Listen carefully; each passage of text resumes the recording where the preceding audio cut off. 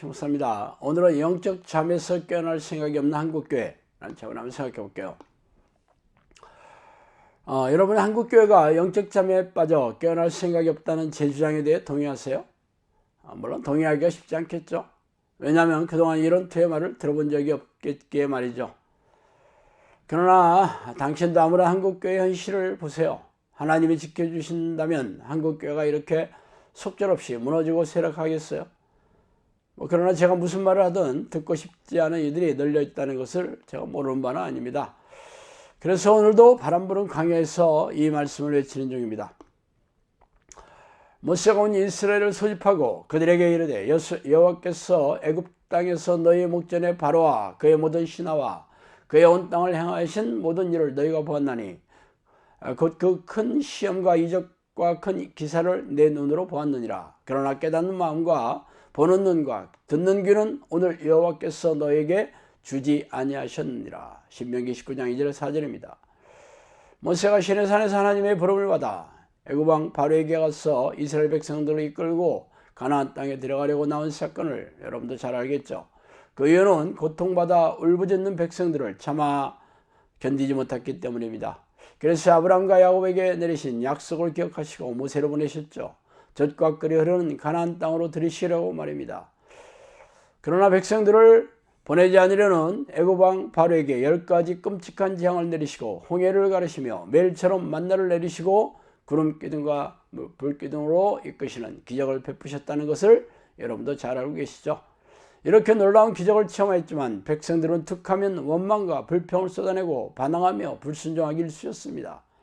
아니, 살아계신 하나님을 기적을 이 백성들만큼 체험한 사람들이 또 어디 있겠어요? 그런데 어떻게 이런 기적을 체험하고서도 하나님께 불순종할 수 있는지 이해가 되지 않았을 겁니다. 이에 대해 모세가 죽기 전에 한 연설을 통해 그들의 이해할 수 없는 행동의 원인을 콕 집어 말하고 있죠.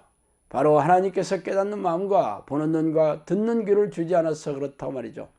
아니, 젖과 꿀이 흐르는 가나안 땅에 들이시려고 작심하고 모세를 보내어서 백성들을 구해냈는데 깨닫는 마음을 허락하지 않는 이유가 무엇이겠어요?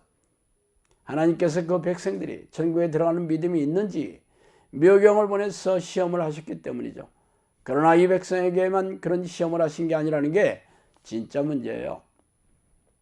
여호와께서 이르시되 가서 이 백성에게 이르시기를 너희가 듣기는 들어도 깨닫지 못할 것이요 보기는 보아도 알지 못하리라 하여 이 백성의 마음을 둔하게 하며 그들의 귀가 막히고 그들의 눈에 감기게 하라. 염려하건대 그들의 눈으로 보고 귀로 듣고 마음으로 깨닫고 다시 돌아와 고침을 받을까 하노라 하시기를 내가 이르되 주여 어느 때까지일까 했더니 주께서 대답하시되 성읍들이 황폐하여 주민이 없으며 가옥들에게는 사람이 없고 이 토지는 황폐하게 되어 여호와께서 사람들이 멀리 옮기셔서 이 땅 가운데 황폐한 곳이 많을 때까지니라. 이사야 6장 9절 12절이죠.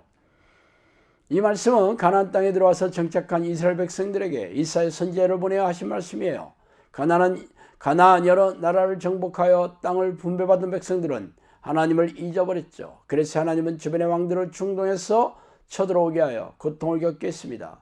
그때마다 백성들은 하나님께 울부짖으며 마음이 약해진 하나님은 사사들을 보내어 전쟁에서 구해 주었어요. 그러나 또 그들의 불순종의 행위를 반복하곤 했죠. 그러자 사울 왕을 시작으로 이스라엘은 왕정 국가가 되었으며 위대한 하나님의 사람인 다윗 왕의 혈통을 이어받은 후대 왕들도 불순종을 반복하기는 마찬가지였습니다. 그 이유에 대해 하나님은 이사야 선지자를 통해 말씀하신 게 바로 지금 그 말씀이죠. 그런데 모세가 말한 것과 어떻게 이렇게 똑같을 수가 있겠으니 참 기가 막히지 않아요?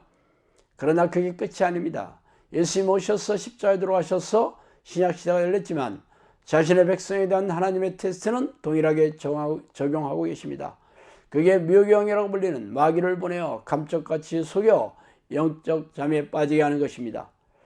악한 자의 나타남은 사탄 활동을 따라 모든 능력과 표적과 거짓 기적과 불의의 모든 속임으로 멸망하는 자들에게 있으리니 이는 그들이 진리의 사랑을 받지 아니하여 구원함을 받지 못함이라. 이러므로 하나님이 미혹의 역사를 그들에게 보내사 거짓 것을 믿게 하심은 진리를 믿지 않고 불의를 좋아하는 모든 자들로 하여금 심판을 받게 하려 하심이라. 데살로니가 후서 2장 9절에 12절이죠.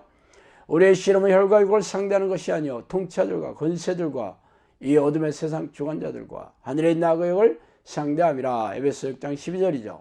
이기는 자는 이와 같이 흰옷을 입을 것이요 내가 그 이름을 생명책에서 결코 지우지 아니하고 그 이름을 내 아버지 앞과 그의 천사들 앞에서 시인하리라. 계시록 3장 5절이죠. 한국교회와 영적잠에 빠진 증거가 무엇인지 아세요? 바로 미혹영을 보내서 눈과 귀를 가리고 마음을 깨닫지 못하게 하는 하나님의 테스트에서 번번이 탈락한 결과죠. 예수님과 3년 반 동안 동고동락하며 놀라운 영적 능력도 경험했고 신앙 고백도 했던 12아들도 예수님이 십자가에 돌아가시자 실망하여 집으로 돌아갔잖아요. 그래서 부활하신 예수님은 승천하시면서 제자들에게 예루살렘을 떠나지 말고 하나님 약속하신 성령을 받으라고 명령하셨던 이유입니다. 그래서 제자들은 마가의 다락방에서 성령을 간절히 찾는 기도를 통해 성령이 찾아오신 사건이 바로 6월절 성령 감리의 사건이죠. 이후에 사도들은 성령의 능력과 인도하심으로 초대교회를 세워나갔으면 여러분도 잘 알고 계시잖아요. 그래서 초대교회 이후에 로마 황제가 기독교인이 되면서 기독교는 기득권층의 배부른 종교가 되었으며 지금까지 이어지고 있죠. 그래서 한국교회도 3분짜리 영접기도로 성령이 자동으로 들어오셨으며 구원받았다는 미혹영의 속임수에 빠져 영적 잠을 자고 있는 중입니다. 그러므로 당신이 쉬지 않고 하나님의 이름을 부르며 전심으로 성령을 간구하는 기도의 습관을 들이지 않는다면 모세인대로 애굽을 떠나온 이스라엘 백성이나 이스라엘 시대의 유대인들과 동일하게 미혹영에 속아 지옥불에 던져질 것이 불보듯 하는 일이 아닐 수 없습니다. 참 안타깝고 답답한 일이죠. 자, 오늘은 여기까지 하겠습니다. 감사합니다.